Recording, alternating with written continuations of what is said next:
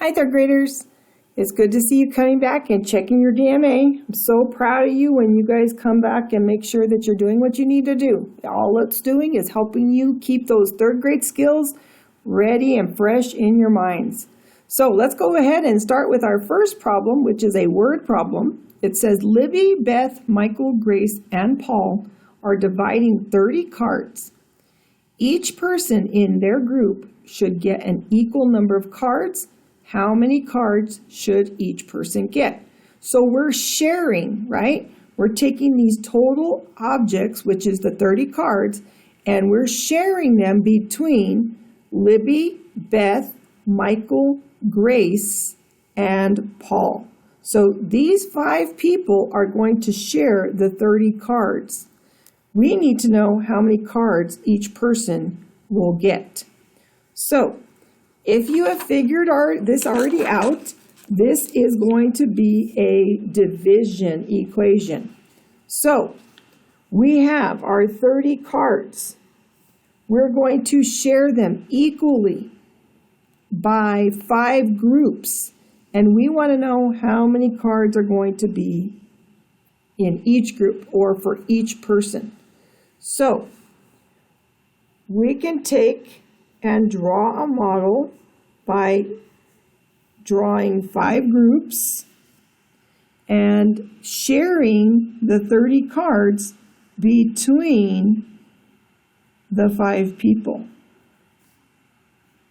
We don't know how many is in each group, but if we know our multiplication facts, we know that 5 groups of what will give us our 30 cards. Because remember, this 5 represents our groups, which are the people. This second factor tells us how many cards in each group or for each person, and that's what's missing here in our division sentence.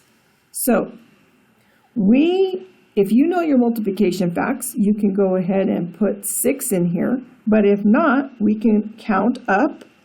We could start with 2 since we know that this is an even number. 2, 4, 6, 8, 10, 12, 14, 16, 18, 20, 22, 24, 26, 28, and 30.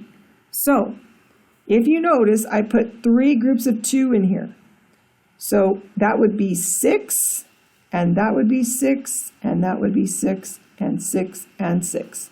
6 plus 6 is 12, plus another 6 is 18, plus another 6 is 24, plus another 6 is 30. So 5 groups of 6 is 30.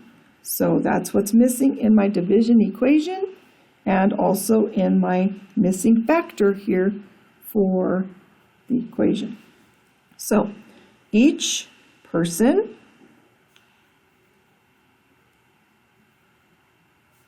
will get 6 cards each because, remember, we're explaining how we know 5 groups of 6 makes 30. Or we could use repeated subtraction, right? So if I were to use repeated subtraction and start with 30 and take away the factor that I have, I would be at 25. 25 minus 5 is 20. 20 minus 5 is 15. 15 minus 5 is 10. 10 minus 5 is 5. And finally, 5 minus 5 is 0. And so I can count how many times I was able to subtract these groups of 5 and get 1, 2, 3, 4, 5, 6. So lots of different ways that you can still come up with your factor that's missing, which is 6. Okay? All right, let's take a look at our next problem, which is a measuring problem, measuring to the nearest 1/4 of an inch.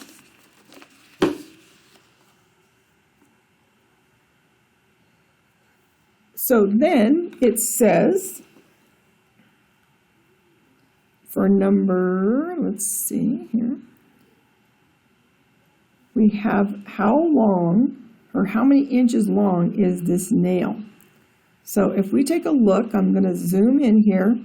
We notice that we're measuring in inches, kind of tells us right here. This is 1 inch, 2 inch, 3 inch, 4 inch, 5 inch, and they cut us off at 6 inches. But notice where the nail ends. Ends right here.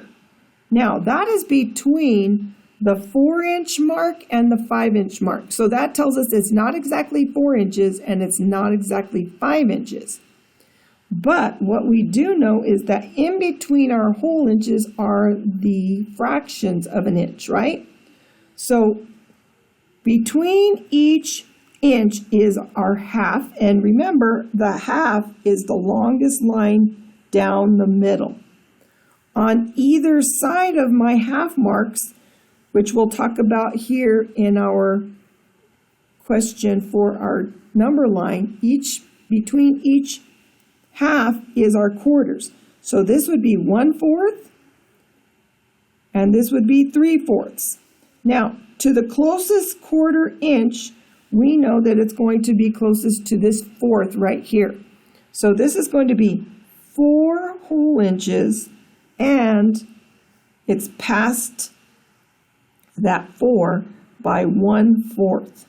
So 4 1/4 inches. And finally, we have our number line problem. We're putting fractions on a number line here.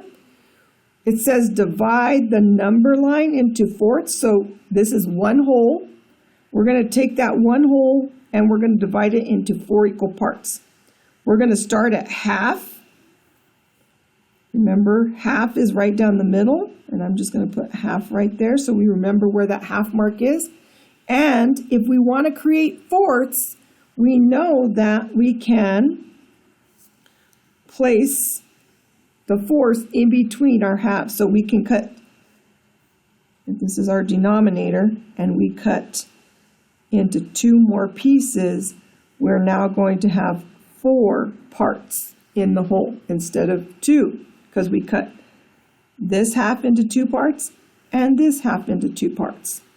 Okay?